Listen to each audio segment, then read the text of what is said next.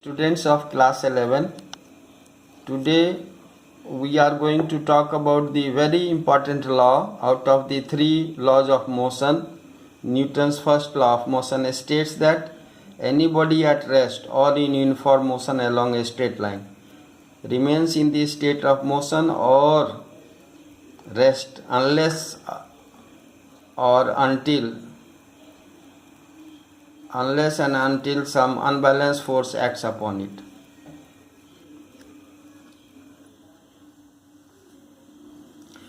This means that if a body, say a body is moving with a velocity, with uniform velocity along a straight line, or a body is at rest, it will remain in its state of motion. Means the body which is moving along a straight line will remain moving along a straight line with uniform speed.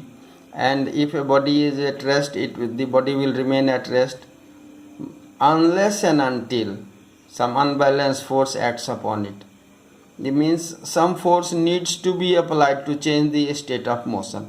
This is called law of inertia because it is based on the inertial properties of matter. You must be aware that the Newton's first law was derived based on the experiments of Galileo on a ball, on a spherical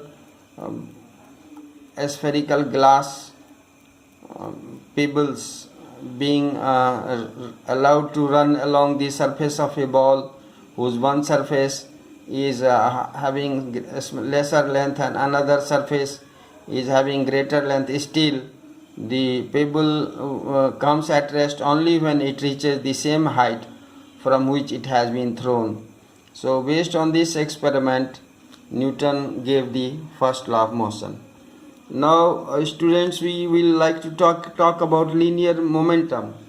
Linear momentum of a body is the product of, defined as the product of its mass and velocity.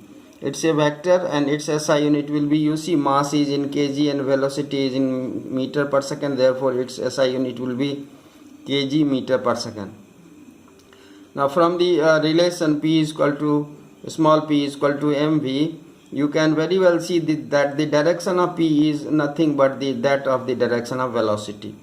And for example, if a body is moving with having mass 2 kg and moving with a velocity 3 meter per second towards east, then its linear momentum will be 2 kg into 3 meter per second, that becomes 6 kg meter per second towards the east direction.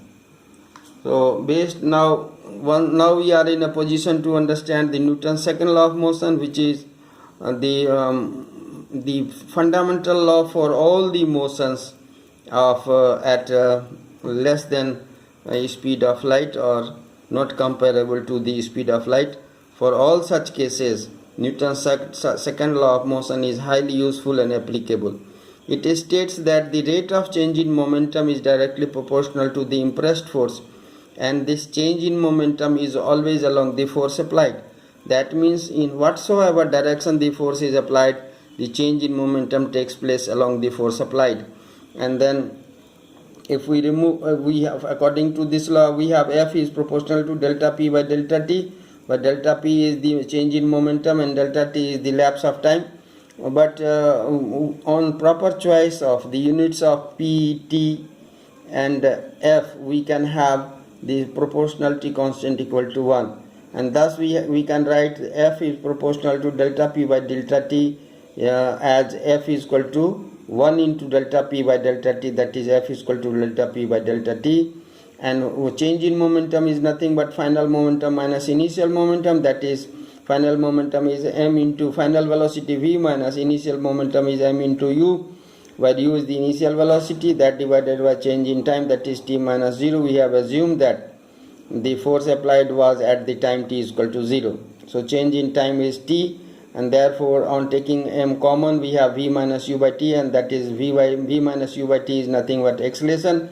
So we have force is equal to mass into acceleration. So from this relation we see that acceleration produced in a body is always along the force applied.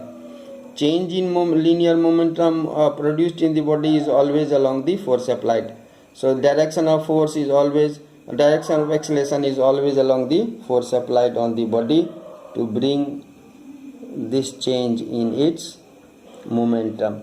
Thank you and have a nice day.